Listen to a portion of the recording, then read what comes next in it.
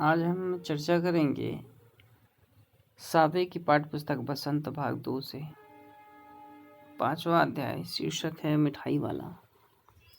इससे पूर्व के वर्ग में हमने देखा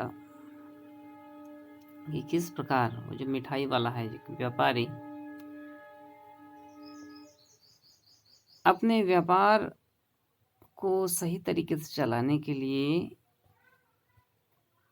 सामानों की अदला बदली कर कर वह बार बार आता है गांव में सामान बेचने, ताकि लोग उसके अलग अलग सामान से अधिक प्रभावित हो, और खास करके बच्चे, क्योंकि वह जब मीठी आवाज़ में एक धुन में जब वह गाता था कि बच्चों को बहलाने वाला, मिठाई वाला, तो ये जो जुमला है वो बच्चों को बहुत भाता है। क्योंकि बच्चा स्नेह का भूखा होता है, चाहे वो किसी भी जीव का हो, किसी भी प्राणी वर्ग का हो। तो शुरू में वह इसी तरह आवाज़ लगाकर बेचने आया करता था खिलौना, और उसके बाद मुरली बेचने आया करता। उसकी मुरली की धुन सुनकर और उस धुन के साथ साथ जब वह गाता है, तब उसकी बड़ाई पूरे गांव में होती है। गांव के लोग कहते भी हैं कि इसके जैसा सुंदर गाने और बजाने वाला कोई नहीं होगा। ये वास्तव में मुरली बजाने में उस्ताद है, अर्थात निपुण है।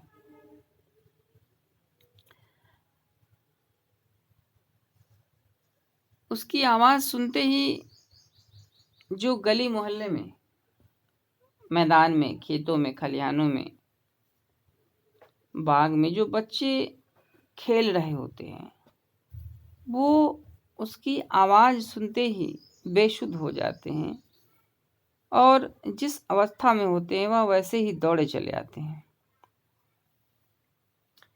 बच्चों के साथ साथ जो दरवाजे पे वृद्ध या जो युवा वर्ग होते हैं, वह भी इनकी आवाज़ सुनकर आपस में चर्चा करने लगते हैं और इसकी वाहवाही करते हैं, इसकी प्रशंसा करते हैं। यहाँ तक कि घर की औरतें इसकी आवाज़ को सुनने के लिए और इसे देखने के लिए, चूँकि काफ़ी प्रसिद्ध हो चुका है, इसका जो जुमला है वो बड़े मीठे स्वभाव से, सुशील स्वभाव है इसका, और मीठी आवाज़ में जब यह जुमला पढ़ता है तो महिलाएं भी काफ़ी प्रभावित होती हैं। इन्हें देखने के लिए अपने घर के पर्दे से पीछे से वह झांकने लगती है और इसे देखती है। बच्चे की माँ यह सोचती है कि आखिर क्यों इतना स्नेह है बच्चों से इसका, कुछ ना कुछ तो कारण होगा।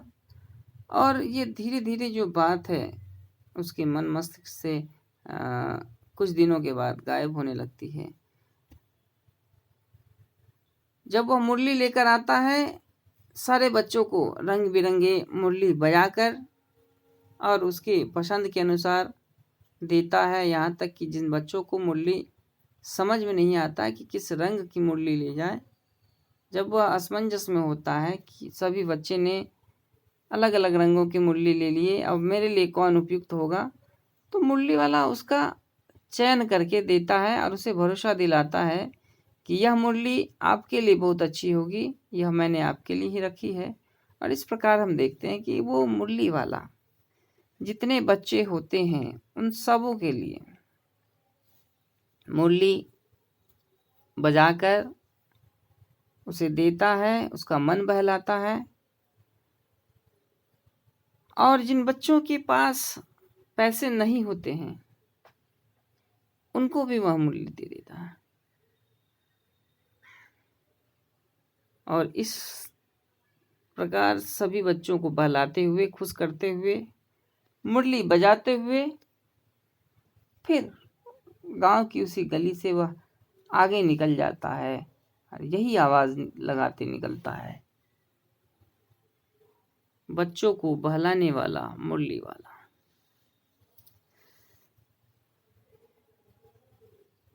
फिर से लगभग 8 महीने बाद फिर से उस गांव में एक आवाज गूंजती है। बच्चे सुनते हैं, पुरुष वर्ग सुनते हैं और महिलाएं भी सुनती है, जिसमें सबसे ज्यादा प्रभावित होती है चुन्नू और मुन्नू की माँ, जो विजय की पत्नी है रोहिणी। 8 महीने बाद जब सर्दी का मौसम होता है, तब वह फेरी वाला फिर से एक बार आवाज लगाते हुए उस गांव में प्रवेश करता है, उस गली से, और कहता है, बच्चों को बहलाने वाला मिठाई वाला।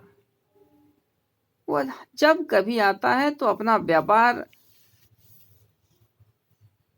का जो सामान होता है वो उसमें फेर बदल करता है, ताकि बच्चे उसके प्रति आकर्षित हो, उसको लोभ जगे, और तरह तरह के भिन्न भिन्न प्रकार के जब वो सामग्रियां लाता है तो बच्चा को उस चीज को खरीदने की लालसा होती है, अलग अलग वस्तुएं खरीदना उससे, और मीठा जो उसका स्वभाव है उसके कारण बच्चे और भी ज्यादा आकर्षित होते हैं। उस दौरान चुन्नू मुन्नू की माँ अर्थात रोहिणी वो स्नान कर रही स्नान की होती है, और चूंकि सर्दी का समय है तो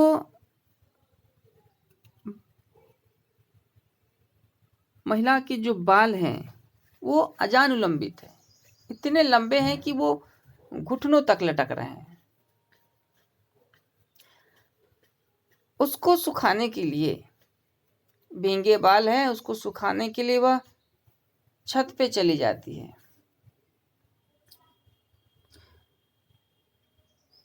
आपने सुना होगा कि महात्मा गांधी के बारे में कुछ लोगों का ऐसा मानना है, या कहते भी हैं, कि वो अजानुबाहु थे, अर्थात उनकी जो भुजाएं हैं वो इतनी लंबी थी कि उनके घुटनों का स्पर्श करती थी। तो शरीर का कोई भी भाग अगर घुटने तक स्पर्श करता है तो अजानु मतलब घुटने तक स्पर्श करने वाले, घुटने को छूने वाली जो लंबाई होती है उसको अजान कहा जाता है। चाहे वो बाह हो या कैसी हो, उसके आधार पे उसका नामकरण किया जाता है। यहाँ लंबाई के संदर्भ में दिखलाया गया है केस के बारे में, इसीलिए यहाँ अजानुलंबित केश राशि को दर्शाया गया। तो मिठाई वाले की जो ये मधुर आवाज होती है और वही पुराना जुमला, तो रोहिणी के कान में जैसे ही ये आवाज पड़ती है, क्योंकि इससे पहले भी इस आवाज को 2 बार वह सुन चुकी होती है, और उसके मन में यह बार बार प्रश्न उठता है कि भला इस खिलौने वाले को, मुरली वाले को इतने कम पैसों में मुरली बेचकर क्या मिलता है। इसकी जो अपनी लागत है, मेहनताना है, जितना इसने मजदूरी किया है, शायद वह भी नहीं आता होगा। लेकिन कारण क्या है कि जो बच्चों के बीच वह अपने सामान को इस सस्ते भाव में बेचता है, कुछ ना कुछ तो कारण जरूर होगा। तो ये जो प्रश्न उसके मन में था, एक प्रकार की जो जिज्ञासा थी, वो फिर से जीवंत हो उठती है। जैसे ही उसकी आवाज सुनती है वो जीवंत हो उठती है, और उस अनुमान लगाती है कहीं ये वही व्यक्ति तो नहीं जो बार बार अलग अलग सामग्रियां बेचने आया करता था। तो आवाज सुनते ही रोहिणी घर के छत से दौड़कर नीचे उतरती है,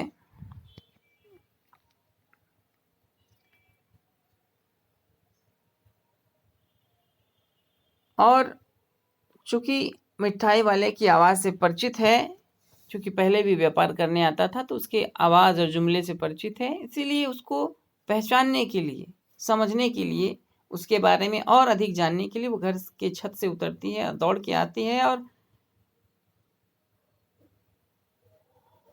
चूँकि उनके पति मकान में नहीं होते हैं तो ये परंपरा है, ये हमारे भारतवर्ष की संस्कृति है। और ख़ास करके उन ग्रामीण क्षेत्रों में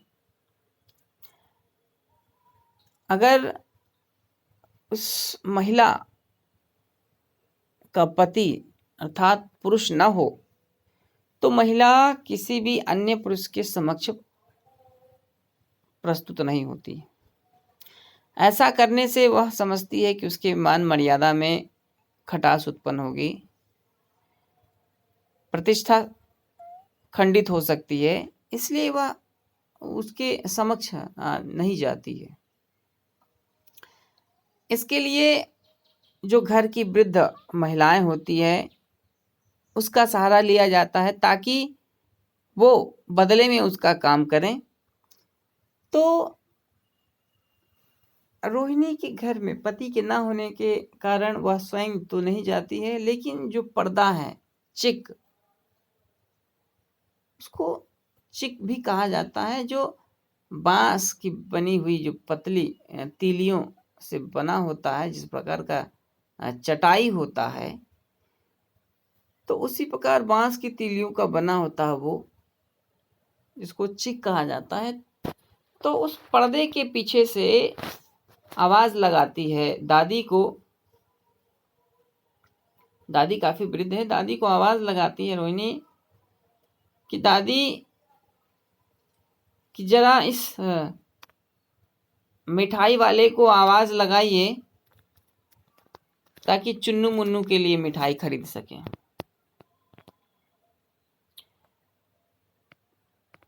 आप उसे कमरे में लेकर ठहराइए।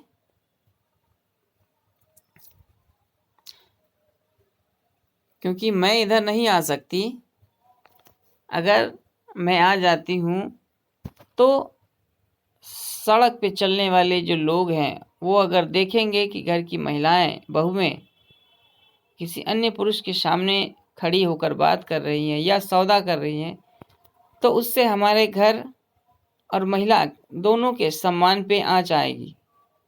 इसका बखूबी ख्याल है हमारे भारत संस्कृति में महिलाओं के भीतर, और जो खास करके यह स्वभाव ग्रामीण क्षेत्रों में देखने को मिलता है कि वह अपनी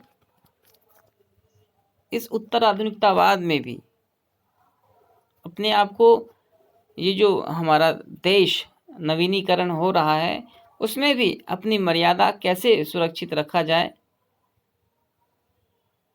उसको बखूबी वह समझती है और वह निभाती भी है।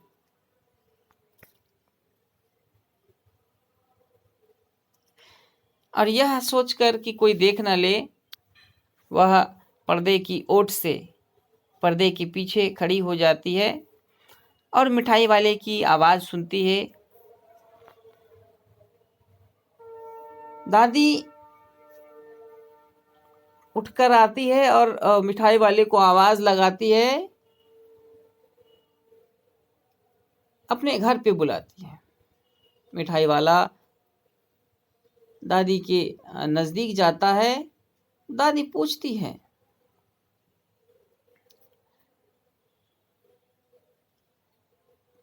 और दादी के पूछने से पहले ही मिठाई वाला को ऐसा आभास हो जाता है कि हमारी मिठाई बिकने वाली है, तो वह पूछने से पहले ही उसका जो मिठाई है, उसकी जो सामग्री है, उसकी वह विशेषता बताने लगता है, उसके गुण के बारे में बताने लगता है। वह कहता है बड़े उत्सुकता के साथ कि कितना दूं। ये रंग बिरंगी मिठाइयाँ हैं, तरह तरह के रंगीन मिठाइयाँ हैं।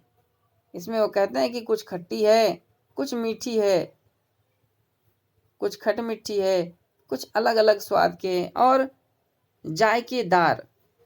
जायकेदार का मतलब होता है कि जो काफ़ी स्वादिष्ट हो।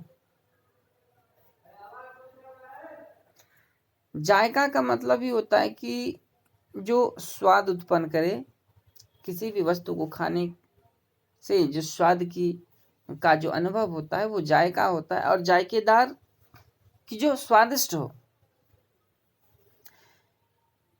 और वह यह भी कहता है कि ये इतना टिकाऊ है कि बड़े लंबे समय तक अगर आप मुंह में रख लें तो बड़े लंबे समय तक चलता है, इतनी शीघ्रता से ये पिघलता नहीं है, जल्दी नहीं घुलता है। और इसी खासियत के कारण जो छोटे छोटे बच्चे हैं वो उसे बड़े चाव से लेमन जूस की तरह इसे चूसने लगते हैं, और उसे बड़ा आनंद आता है जब यह मिठाई काफ़ी लंबे समय तक उसके मुंह में सुरक्षित रहता है, पिघलता नहीं है। और इतना ही नहीं, ये तो केवल इसके रंग और आकार प्रकार थे, इसके जो खास गुण हैं वह भी वो है कि इन गुणों के अलावा इस मिठाई में खासियत है कि यह खांसी दूर करता है। इस प्रकार के गुण की चर्चा करके मिठाई वाला यह अपना जो प्रदर्शन है वो करता है, ताकि उसका जो मिठाई है, अगर कोई व्यक्ति 1 पैसे की मिठाई लेने की सोच रहा हो तो इस तरह की मिठाई के इस प्रकार के गुणगान से वह अवश्य है कि 1 के बदले 2 पैसे का खरीद सके। फिर पूछता भी है कितना दूं?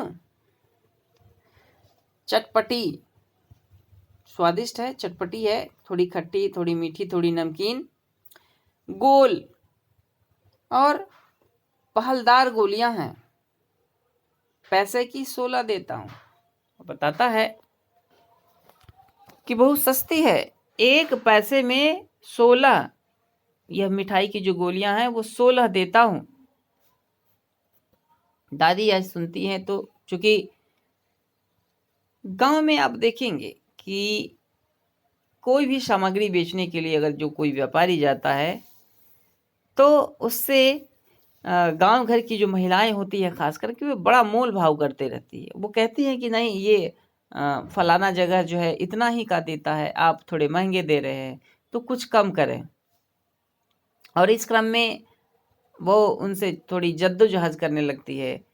मिठाई वाला या कोई भी जो व्यापारी होता है वो उन महिलाओं की बात रखने के लिए और अपना सामान बेचने के लिए कुछ हद तक जो ग्राहक होते हैं उनकी भी बात को वह ध्यान में रखते हैं, और जहाँ तक संभव हो सकता है जिसमें उसको अधिक नुकसान ना हो और अधिक फ़ायदा ना हो, इस दोनों के बीच का जो रास्ता होता है ताकि ग्राहक को भी सामान मिल जाए और उन्हें का भी सामान बिक जाए और कुछ मुनाफा हो जाए, यह सब सोचकर वह एक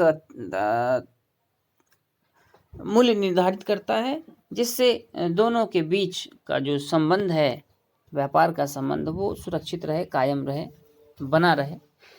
इसको सोचते हुए वह एक मूल्य का निर्धारण करता है और पुनः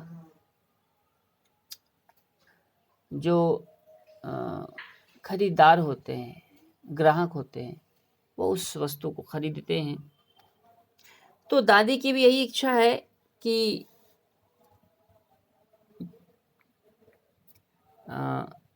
ये कुछ ज़्यादा महंगी है, या तो तुम गोलियां बढ़ा दो।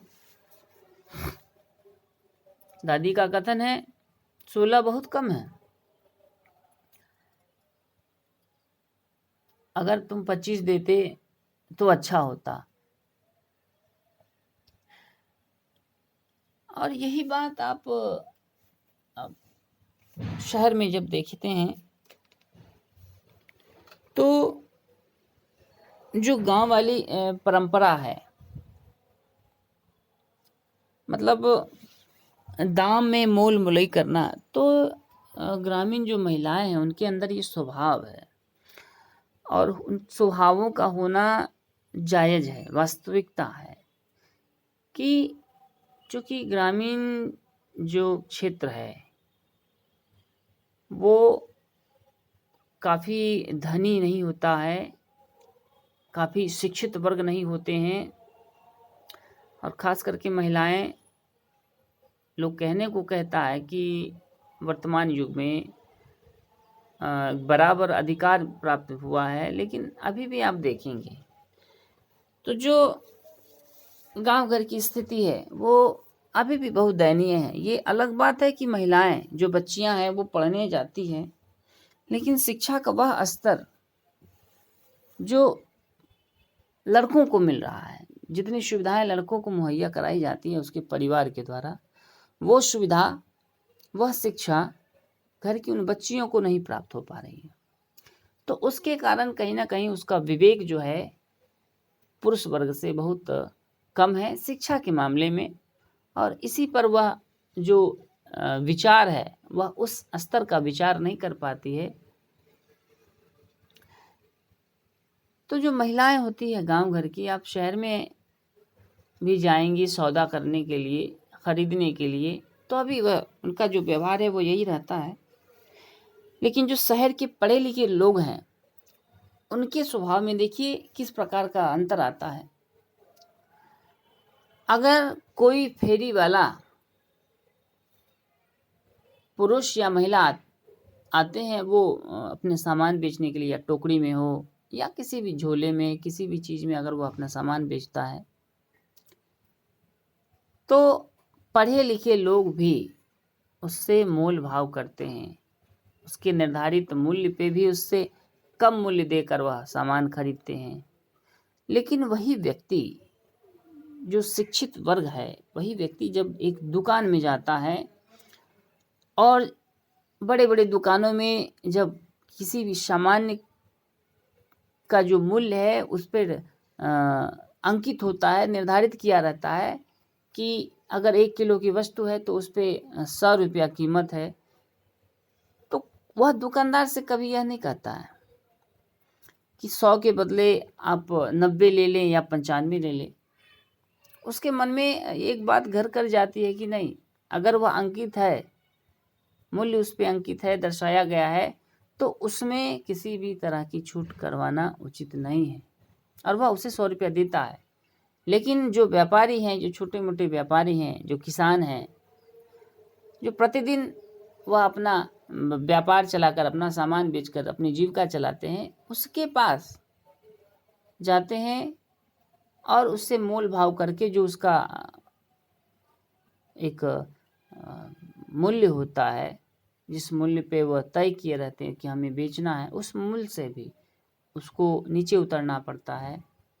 जो ये वर्ग है, शिक्षित वर्ग, जो मोल भाव केवल और केवल इन्हीं से करते हैं, इसको खुश रखने के लिए ये बेचारे अपना सामान जो है सो थोड़े कम भाव में बेचते हैं। तो दादी, चूँकि ये ग्रामीण दृश्य है, दादी की भी यही इच्छा होती है कि मिठाई तो हम लेंगे, लेकिन जितने 1 पैसे के तुम जितने देते हो ये थोड़े कम है, तुम इससे थोड़े ज़्यादा दो। मिठाई वाला बेचारा कहता है कि नहीं दादी, ये जो हम मिठाई बेच रहे हैं दरअसल ये महंगी नहीं है, और मिठाई हम इसलिए नहीं बेच रहे हैं कि हमें इससे अधिक लाभ हो, बल्कि हम तो इसलिए बेच रहे हैं ताकि बच्चे खुश रहे और हमारा भी मन जो है सो बहला रहे, हम भी घूम फिर लें, बच्चों के साथ आनंद उठा लें। इसलिए हम मिठाई बहुत सस्ती ही है, इससे और अधिक मैं नहीं दे सकता। और इतना भी देता हूँ यह क्या कम है? अगर मेरे जगह कोई दूसरा मिठाई वाला होता तो शायद इतना भी नहीं देता जितना मैं देता हूँ। इसीलिए अब मैं इससे अधिक नहीं दे सकूँगा। मुझे इससे अधिक देने में मुझे किसी तरह का मुनाफा तो नहीं है, लेकिन घाटा बहुत अधिक होगा। विश्वास दिलाता है कि मैं इस मात्रा में जो अपनी मिठाई बेच रहा हूँ, इस मात्रा में मुझे कोई अधिक लाभ नहीं मिलता है। जो सामान्य है एक लागत का मूल्य, वही मैं ले रहा हूँ।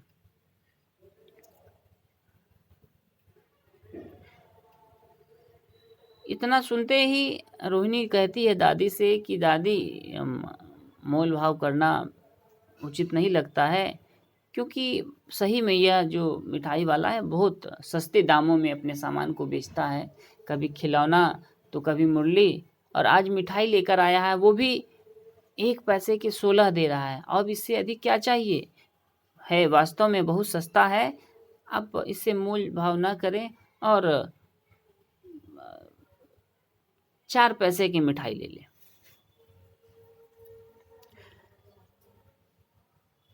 मिठाई वाला सुनते ही वह गिनने लगता है, 4 पैसों के जितने हो उसको गिनने लगता है।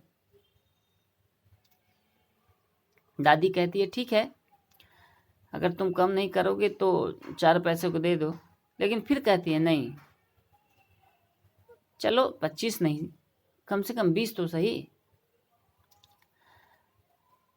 फिर दादी स्वयं को कहती है कि मैं तो बूढ़ी हो गई हूँ और मुझे इस तरह का मोल भाव करना भी भाता नहीं है, भला मुझे आता ही नहीं है तो मैं क्या करूँ। और यह कहते हुए दादी थोड़ी मुस्कुराने लगती है, यह सोचकर कि एक बार तो मैंने कहा ही, जब मिठाई वाले ने इनकार किया तो मैं पुनः कह रही, हो सकता है या तो मेरा कहना अर्थात जो है उसकी कीमत में उसके मात्रा में इजाफा करना, या फिर स्वयं को थोड़ा ऐसा लगता होगा कि हम अधिक बोल गए। इस बात को नज़रअंदाज करने के लिए वो थोड़ा हंस देती है, और जब हंसती है तो उसका चेहरा जो है, जो चूँकि बुढ़ापा है और शिथिल हो चुका है, तो वो चेहरा जो झुर्री है वो थोड़ा अच्छा दिखने लगता है।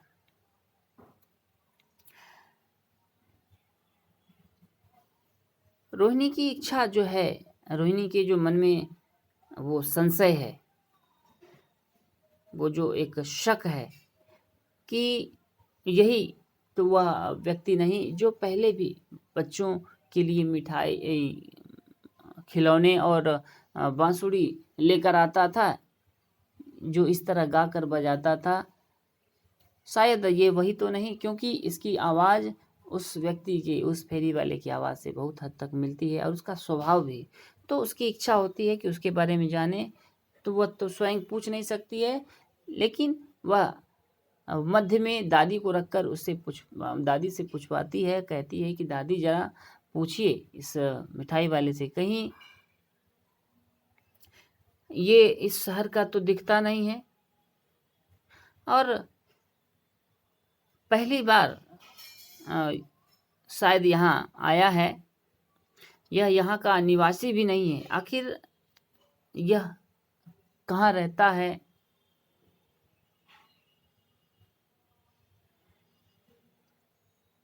दादी के इस कथन को दोहराने की चेष्टा ही की थी, मतलब दादी ने सोचा कि ठीक है, अब रोहिणी कहती है तो हम प्रश्न पूछ लें, लेकिन चूंकि बहुत नज़दीक थी, मिठाई वाले के बहुत नज़दीक थी, तो जितने धीरे यह बोल रही थी, मिठाई वाले ने उस बात को सुना, और दादी के पूछने से पहले ही मिठाई वाला रोहिणी का जो है जवाब, प्रश्न का जवाब देता है, और वो कहता है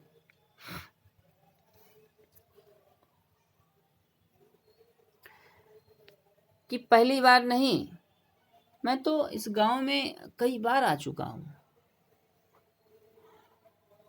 और हर बार जब आता हूँ तो अलग अलग अपनी जो है वस्तुएं वो लेकर आता हूँ, बच्चों के बीच बेचता हूँ, बड़े सस्ते दामों में बेचता हूँ, गा गा कर बेचता हूँ, ताकि बच्चे का मन भी बहल जाए, बच्चे प्रसन्न भी हो जाए, और बच्चे की इस खुशी से मैं भी प्रसन्न रहूं। रोहिणी फिर उस पर्दे की आड़ से बोलती है, उसके पीछे से बोलती है कि शायद कहीं यही वो व्यक्ति तो नहीं कि पहले भी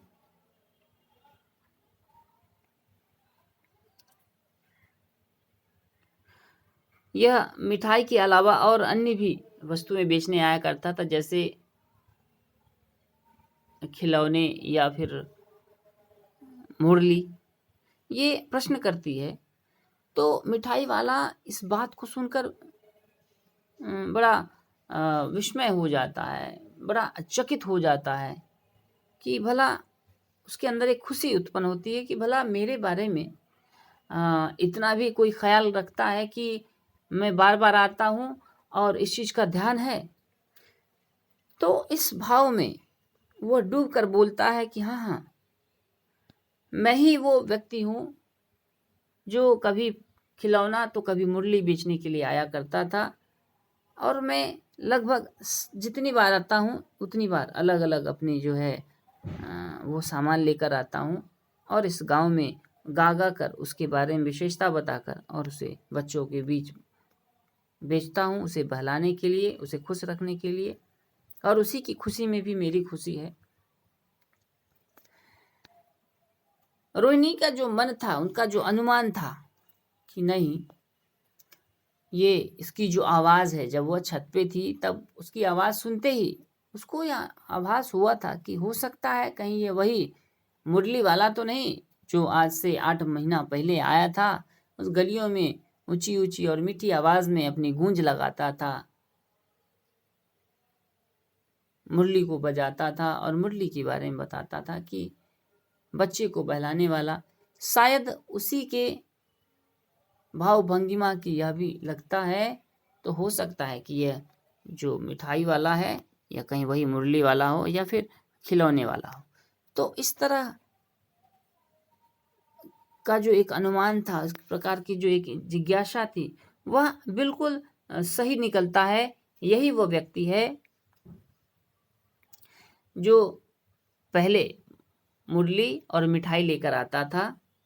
तो इस रोहिणी के मन में उस मिठाई वाले के प्रति और भी जिज्ञासा उत्पन्न हो जाती है, और भी वह जानने को उत्सुक हो जाती है। उसका मन जो है सो वो अस्थिर हो जाता है, बेचैन हो जाता है, और वह पूछती है कि आखिर ये जो व्यापार आप करते हैं, इस व्यापार में आपको अपने सामान को बेचकर भला क्या मुनाफा होता है, कितना लाभ होता है? आप इतने कम सस्ते दामों में जो बेचते हैं उससे आपको क्या मिलता है?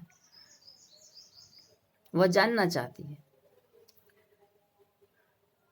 मिठाई वाला कहता है भला मिलता क्या है, कुछ नहीं, और बेचने के बाद जो भी इससे हम अर्जित करते हैं, जो भी हमें मिलता है, उससे इतना तो हो जाता है कि हमारा पेट भर जाए, हमारा जो दिन है वो चल जाए, खाने लायक पैसे मिल जाते हैं, उससे हमारा जीवन, प्रतिदिन का जीवन निर्वाह हो जाता है। और ऐसा नहीं है कि प्रत्येक दिन हमारा सामान बिक ही जाए और अच्छे दामों में बिके। कभी कभी हमें घाटों का भी सामना करना पड़ता है, या फिर कभी बगैर बिके हमारा सामान हम अपने घर को लौट जाते हैं। जिस दिन हमें आमदनी नहीं होती है, मुनाफा नहीं होता है, हमारा सामान नहीं बिकता है, हमारे पास पैसे नहीं हो पाते, जिस कारण उस दिन भूखा भी रहना पड़ता है, और संतोष कर लेते हैं, धीरज धर लेते हैं कि चलो कोई बात नहीं, एक दिन ना सही, भूखा ही सही। तो ये जो भूख है, ये भूख उतनी बड़ी नहीं है। हम जो धैर्य रखते हैं, विश्वास रखते हैं, यही हमारे लिए एक असीम सुख है। बहुत बड़ा सुख मिलता है, हमें आनंद मिलता है। और इसी की मुझे चाह है कि मैं अपना सामान बेचूं, सस्ते दामों पर बेचूं, बच्चों को प्रसन्न रखूं, उसको खुश रखूं। उसकी खुशी को देखकर मुझे आनंद मिलता है, मैं भी खुश हो लेता हूं। और शायद इसीलिए मैं चाहता भी यही हूं कि बच्चे खुश रहे, भले ही मेरा सामान कम दामों में बिके या फिर कभी कभी ना ही बिके, उसकी मुझे परवाह नहीं है, उसकी मुझे चिंता नहीं है। इतना सुनते ही रोहिणी के मन में बार बार वो प्रश्न जो है सो बनता है, और फिर पूछती है कि आखिर किस प्रकार का संतोष, ये कैसे आप जो है सो अपने आप को अ, खुश रख सकते हैं? आपको कैसे बगैर सामान को बेचे हुए भूखे पेट आपको ये भला असीम खुशी, आनंद कैसे मिल जाता है? इसके बारे में भी वह जानना चाहती है। तो मिठाई वाला कहता है कि अगर इस पे हम चर्चा करें तो ये बेकार है, व्यर्थ की बात है, क्योंकि यह मेरी आप बीती घटना है, यह मेरी व्यथा है, यह मेरी पीड़ा है, या यह मेरा सुख दुख है, मेरा अपना जीवन है। इसके बारे में मैं अगर आपको बताऊं तो शायद आपको लाभ नहीं होगा, इसीलिए किसी प्रकार का आपको फायदा नहीं होगा, इसीलिए इस पर चर्चा करना ही बेकार है। तो इस पे चर्चा ना करें, वही ज़्यादा उत्तम है। यह कहकर उन्हें कहते हैं कि इसको छोड़ दिया जाए, वो नकार देते हैं।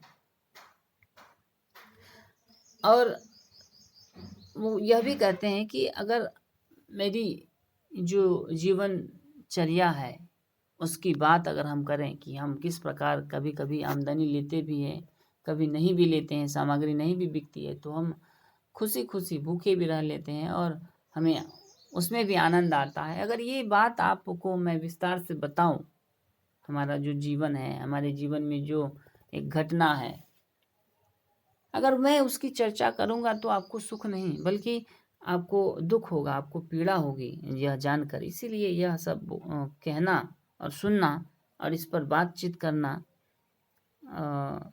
ये गरे मुर्दे को उखाड़ने जैसा हो जाएगा। इसीलिए हम नहीं चाहते हैं कि मेरी बातों से आपको दुख हो, अतः इस बातों को छोड़ दिया जाए जो ज़्यादा बेहतर होगा।